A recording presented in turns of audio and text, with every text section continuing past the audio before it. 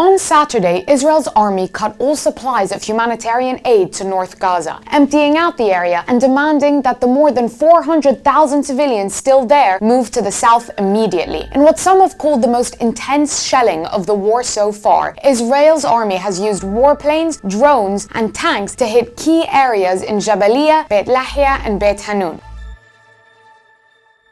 On Tuesday, Israel's military then asked 3 hospitals to evacuate in just 24 hours, threatening to do to Kamal Adwan Hospital what they had done to Al-Shifa Hospital earlier this year, when they had scorched it with airstrikes in a weeks-long siege. Meanwhile, Israeli troops have also completely encircled Jabalia refugee camp, reportedly shooting anything that moves, whether people looking for food or trying to rescue the wounded. Some footage shows an injured old woman being carried by several men, with her wounds tied to a plank of wood as they run to avoid Israeli gunfire. The medical charity Doctors Without Borders has accused Israel of emptying North Gaza of Palestinian life, saying that they're creating an unlivable wasteland. The UN has been forced to shut down all of its life-saving services in the area, with only 2 of 8 water wells still functioning in Jabalia. People assume this attack means that Israel has adopted what's known as the General's Plan, created by Major General Giora Eiland, which basically offers Palestinians in North Gaza a choice. Either you flee to the south immediately,